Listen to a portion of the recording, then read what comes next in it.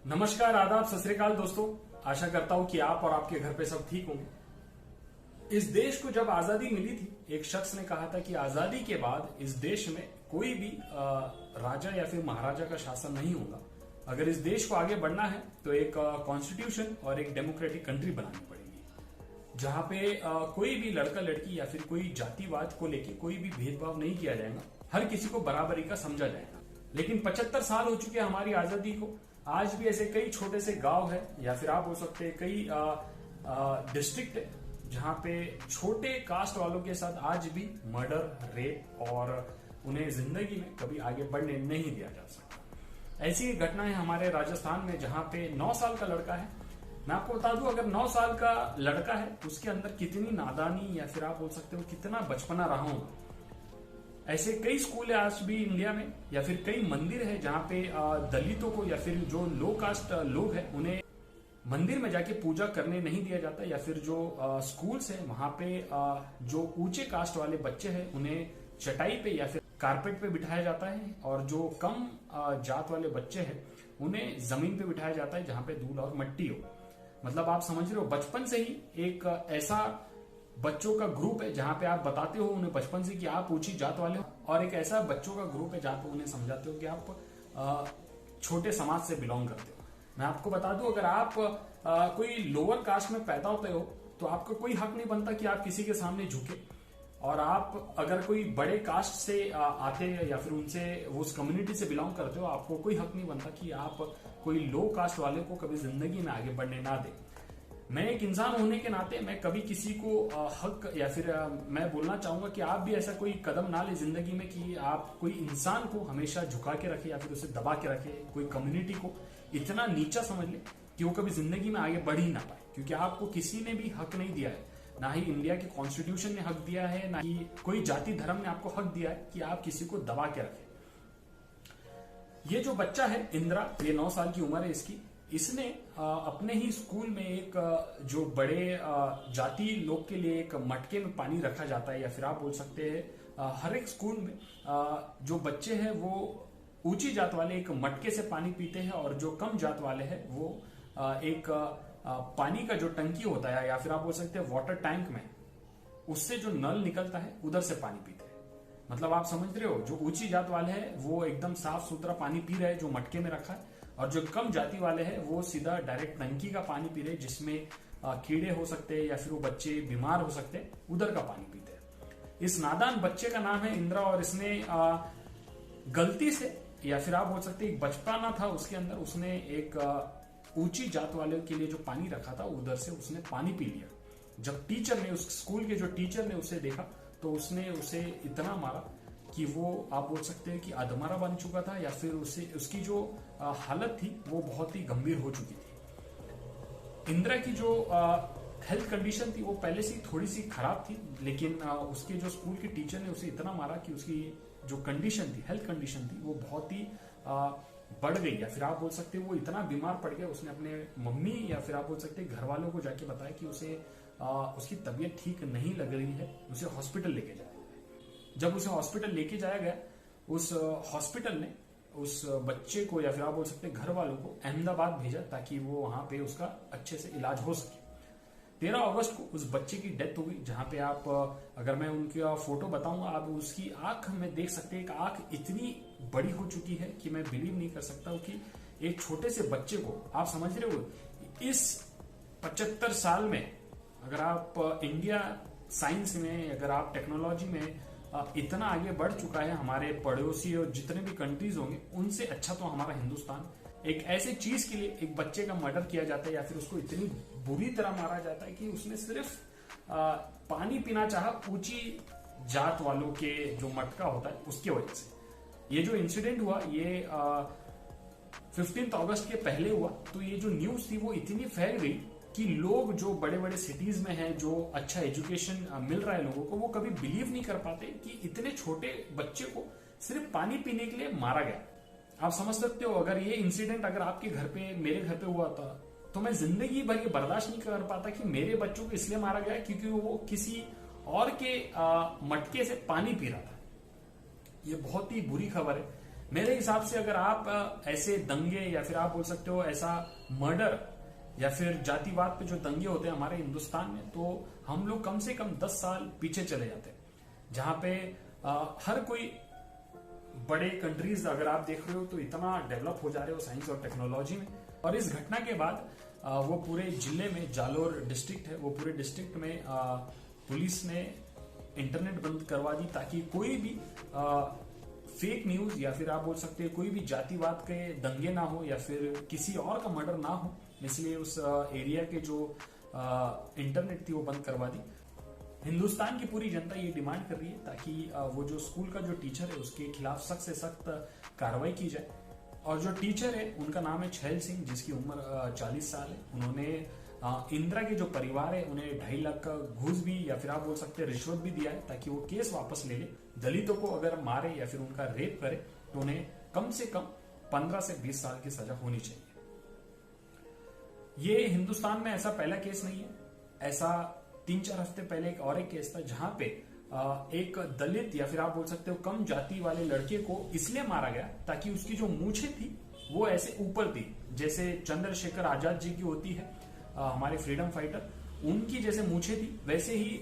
उस दलित लड़के ने भी रखी थी। और जो ऊंची कास्ट वाले हैं उनको ये पसंद नहीं आया, उन्होंने उस लड़के को पकड़ा और उसे मार डाला। आप बोल सकते हो कि हमारे देश में इसलिए मर्डर हो रहे कि आप ऊंची जात वालों का पानी पी रहे हो, अगर आपकी मूछें अगर ऐसे तनी हुई है तो आपका मर्डर इसलिए होता जा रहा है। मतलब मैं विश्वास नहीं कर पा रहा हूं, क्योंकि एक ऐसा मॉडर्न इंडिया है जहां पे आपको पूरी आजादी है कि आप जो करना चाहते हैं हिंदुस्तान में कर सकते हैं। आपको पूरी आजादी है कि आप एजुकेशन या फिर कोई भी जातिवादी को छोड़ के किसी के साथ भी घूम सकते हैं। मैं आपको बता दूं, जिंदगी में अगर आपको कुछ अच्छा बनना है तो एजुकेशन ही नहीं होता है। मुझे लगता है कि एजुकेशन के साथ एक मॉरल वैल्यूज होते हैं जो अपने माँ बाप देते हैं, और उसके बाद आते हैं अपने दोस्त। एजुकेशन तो बहुत इंपॉर्टेंट है हमारे देश को आगे बढ़ाने के लिए। जो मॉरल वैल्यूज है जो हम लोग घर में सीखते हैं, जो हमारे माँ बाप सिखाते हैं, अगर बचपन से अगर लड़का समझ जा रहा है कि हम लोग ऊंची जात के, मतलब उसके माँ बाप ही उसे सिखा रहे हैं कि वो ऊंची जात का है। और जो बाजू वाले या फिर आप बोल सकते हैं जो बाजू वाले पड़ोसी जो मोहल्ला है वो कम जात का है, इस 9 साल या फिर 10 साल के बच्चों को कौन सिखाता है? उसके माँ बाप सिखाते हैं। तो मॉरल वैल्यूज जो आपके माँ बाप देते हैं वो बहुत मायने रखता है आपकी जिंदगी में। माँ बाप ही ऐसे जो लोग हैं जो आपका जो दिमाग है वो कंट्रोल में कर पाते हैं या फिर वो दिमाग को ना बिगाड़ सकते हैं। और तीसरा जो है वो आपके दोस्त। मैं आपको बता दूं, अगर जिंदगी में अगर आपने अच्छे दोस्त बना लिए तो आपको कोई और चीज पे या फिर मैं बोल सकता हूँ कि जितनी भी बड़ी परेशानी हो, अगर आपके दोस्त अच्छे हैं तो वो परेशानी कभी ना कभी टल सकती है। अगर आपके दोस्त जिंदगी में आपको सिखा रहे हैं कि आप ऊंचे जात के हो तो आपको हक है कि आप कोई नीची जात वालों के साथ छेड़छाड़ी करो या फिर उनके साथ मारपीट करो, तो समझ लेना कि आपकी जो संगति है वो बहुत ही खराब है। अगर कोई दोस्त अगर आपको गलत काम करना सिखा दे या फिर आपको ऐसा क्राइम में ढकल दे तो ऐसी दोस्ती का कोई फायदा नहीं है, या फिर आपको उतनी अकल नहीं है कि आप अपने दोस्तों को सही चुने। अगर आप मेरा वीडियो देख रहे हो तो इस चीज से सावधान रहना कि आपके देश को आगे बढ़ना है तो, या फिर आपको पर्सनली जिंदगी में आगे बढ़ना है तो एजुकेशन, अपने माँ बाप का जो सपोर्ट है, अपने माँ बाप का जो ज्ञान है वो आपको मिलना चाहिए अच्छी तरह से। और जो आपके जो दोस्त है वो भी बहुत अच्छे होने चाहिए। और एक किस्सा है जहाँ पे एक दलित या फिर आप बोल सकते हैं जो लो कास्ट वाले एक व्यक्ति है जिन्होंने यूपीएससी क्लियर किया और उनको एक आईएएस ऑफिसर की पोस्ट मिलती है। ऐसे कई गांव है हमारे देश में जहां पे रोड के इस पार दलित होते हैं या फिर रोड के इस पार ऊंची जात वाले होते हैं। जो कम जाति के घर पे अगर एक शादी होती है तो लड़के घोड़ी पे बैठ के उस रोड से गुजर नहीं सकते जहां पे ऊंची जाति वालों का घर होता है। आपको घोड़ी से उतरना पड़ेगा, थोड़े दूर पैदल चल के जाना पड़ेगा, फिर से घोड़ी पे बैठ के आपको आगे तक जाना पड़ेगा। आप सोच सकते हैं कि तो इतना डराया और धमकाया जाता है छोटी